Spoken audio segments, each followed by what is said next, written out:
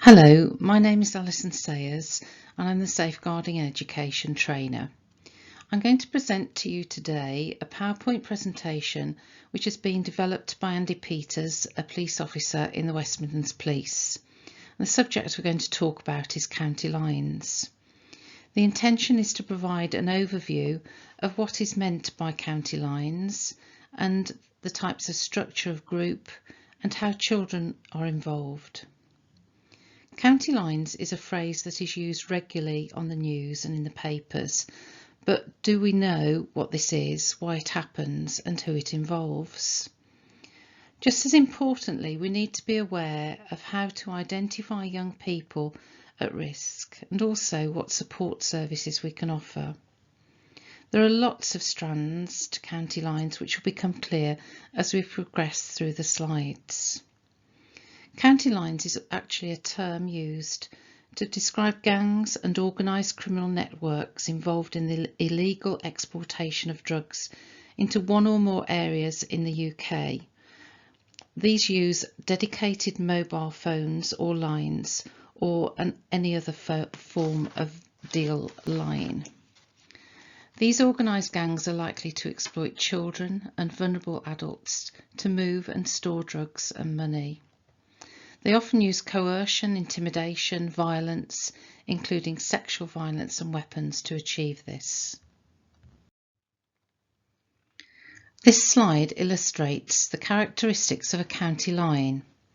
At A, we can see that a group, not necessarily affiliated as a gang, establishes a network between what we call an urban locality hub and a county location. Drugs, primarily heroin or crack cocaine, are then supplied between the two locations. At B, we can see that a branded mobile phone line is established to which orders are placed by customers for drugs. This line will commonly, but not exclusively, be controlled by a third party remote from that market. At C, we can see that the group exploits the young or vulnerable persons to achieve the storage and or supply of drugs, the movement of any cash proceeds, and the securing of dwellings that can be used, which is usually known as cuckooing, and I think you'll probably have heard that term many times before. At D, we can see that the group or individuals exploited by them regularly travel between the urban hub and the county location where their market is to replenish their stock of drugs and to deliver cash, etc.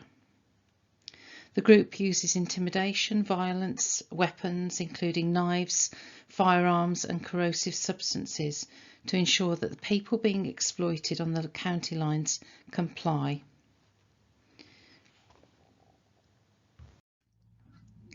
But remember, to actually become a young person or vulnerable adult working on that line, they originally have to be groomed so that they know, the gang members, that these young people can be trusted. The young people involved may be vulnerable for all sorts of reasons, but usually they don't realise they're being groomed. They often don't immediately recognise what is happening, and they actually believe that they are in control of the situation. The child may be very vulnerable because they have limited availability of choice, which results from their social, economic and or emotional vulnerability. They may seek a sense of wanting to belong, which is offered by the group of individuals wanting to exploit them. They may be initially involved at a very low level, engaging in minor criminal activities, so things like stealing a bag of sweets or a packet of crisps from a shop. Maybe standing on a street corner to watch out so somebody who's stealing a car won't get spotted. It might be that they then escalate to taking a small bag of cocaine to an address for a little bit of money. But each time the offence is committed, that young person becomes more entrenched in that particular group. But then the violence, intimidation, the fear may start, and the exploitation on lines begins. And by this time, that young person is entrenched well and truly within that situation, and it's incredibly difficult for them to leave the group. I'm just going to put up the whole slide for you so that you can actually see exactly what's happening. This is organised crime. It makes a lot of money for those people who are at the top. And they organise those lines to make sure that they don't get their hands dirty. The youngsters at the bottom of the chain take all the risk, there's no doubt about that, and they've been groomed to comply. So we've heard earlier in the past slide that they are very often intimidated with violence or threats of violence, not only against themselves but also about potentially members of their family. Many of them have shown early signs of gang affiliation and have missing episodes from home as well as from school. They may have arrests for drug and violence offences which have been committed all over the country.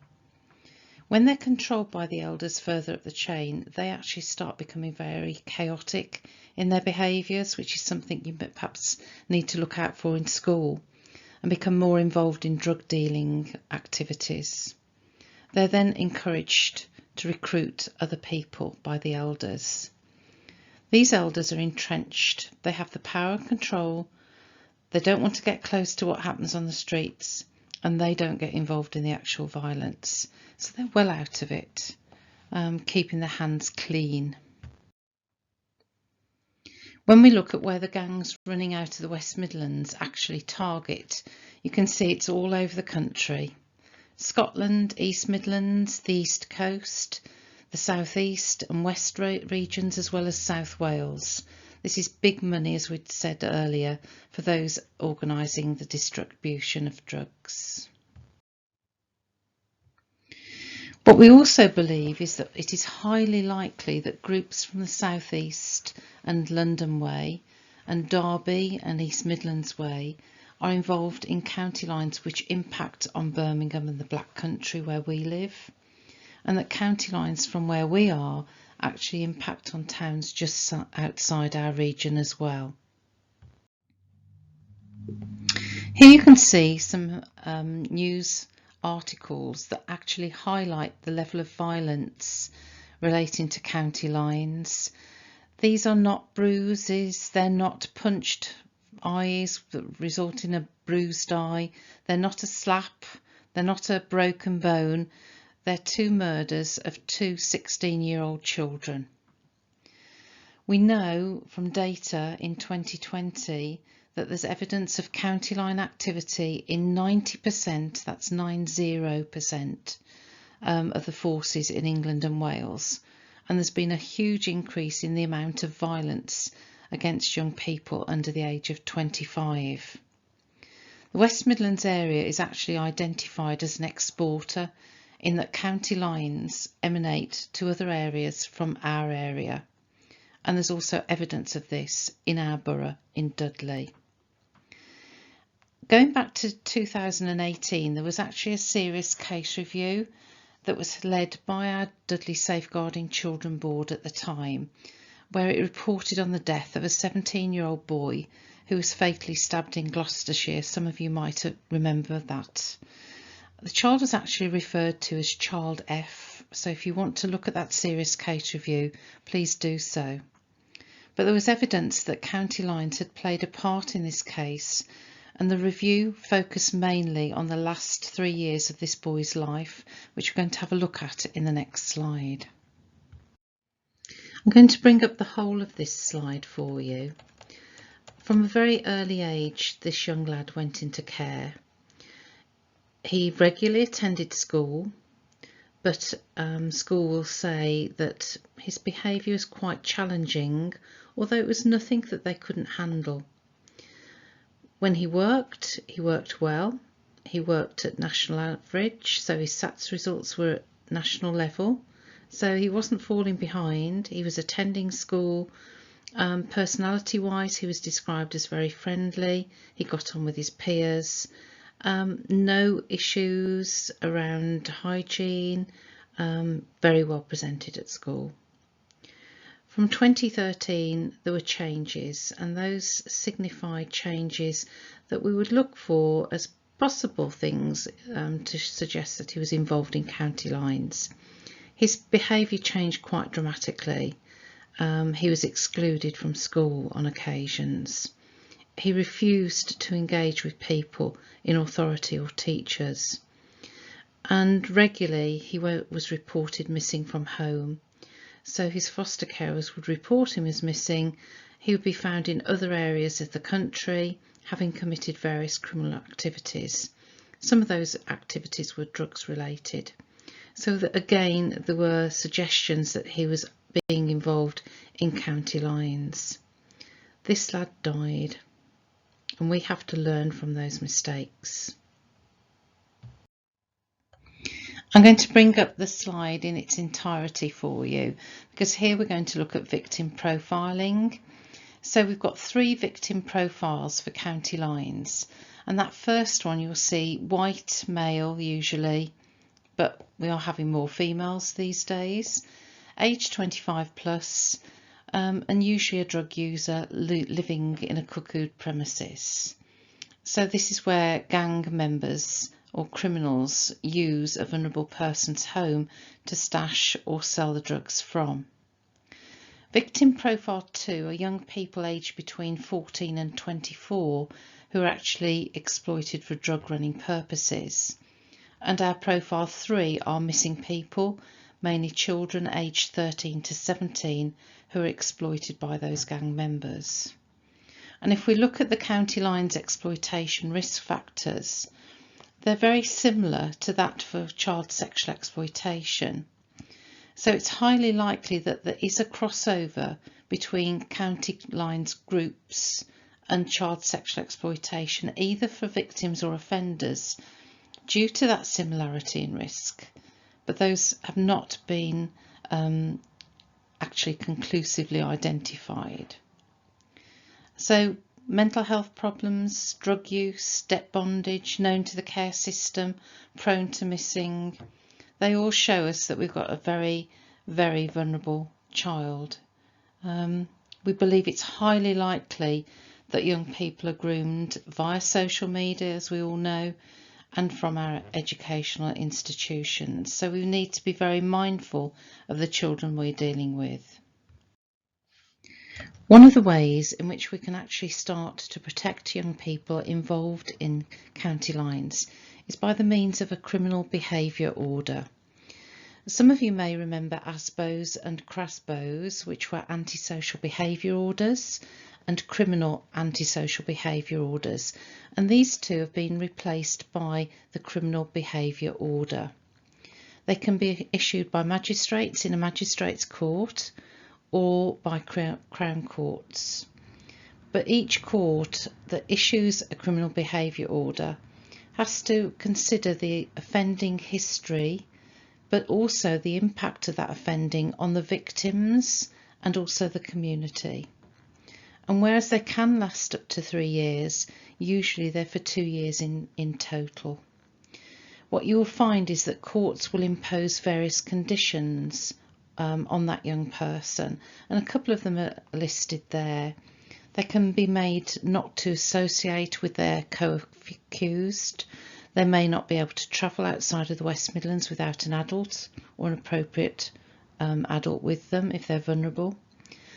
Maybe only possess one mobile phone, which is to restrict the access for county lines. What we actually need to do is to be very vigilant to any of the points that are listed on this slide. But we need to also understand that concerning behaviours may be just because this behaviour is out of character for that individual child. It doesn't necessarily have to be a child that is displaying bad or poor behaviour. Think about if that child's got more than one phone, why would they have more than one phone? If they have new clothing and it's expensive, where does that come from? Especially if it's perhaps that child coming from a family that wouldn't have the money to buy those new or expensive items. If the child has lots of money about their possession, where has that actually come from? How have they accounted for that? Are there concerns, perhaps in older children, that they're using drugs or alcohol? If so, why are they doing that? Does a child go missing, not only from education but from home, perhaps for missing for days, and we're not being told where those children have actually been to? They won't say where they've been. Are you hearing conversations that they've been going to various areas in the county or the country in itself? Perhaps not so much about COVID during COVID times, but think about what conversations you're hearing them mention. And if they're not attending or there's very sporadic attendance, these are massive areas of concern, and we should be mindful of county lines. If you have any concerns about a young person involved in county lines, then these need to be recorded appropriately and then referred to your DSL as per your child protection policies. I think you would all agree, if a child is at immediate risk of significant harm, we'd be contacting the police on 999. But your DSLs in other circumstances will decide whether or not a referral needs to be made to the Multi-Agency Safeguarding Hub, our MASH, or whether they need to contact the police on 101 or West Midlands Police Online if immediate assistance is not required. We also have locally Navigate, which is made up of Phase Trust, Chad and Barnardo's, and they will take referrals for Dudley children and be involved with young people that are vulnerable to all the types of exploitation. But they will take them right at the start of a process where you think a child may be vulnerable to exploitation on a line, as well as when they're entrenched. It's really important that as soon as we have concerns, we make these concerns known in school to your DSL. Some of the agencies and numbers are up here for you. Dudley Safe and Sound gives lots of information about county lines, as does fearless.org, NSPCC, etc.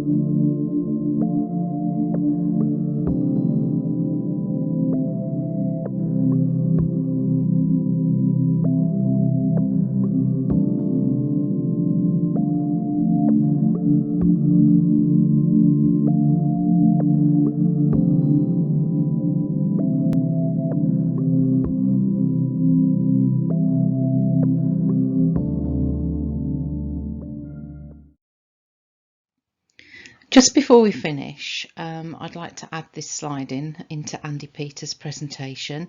It's actually an update on some of the statistics around county lines, and these statistics came from a Children's Society document in August 2020. As you can see in the document, it actually estimates that as of August 2019, there were approximately 1,000 county lines in England.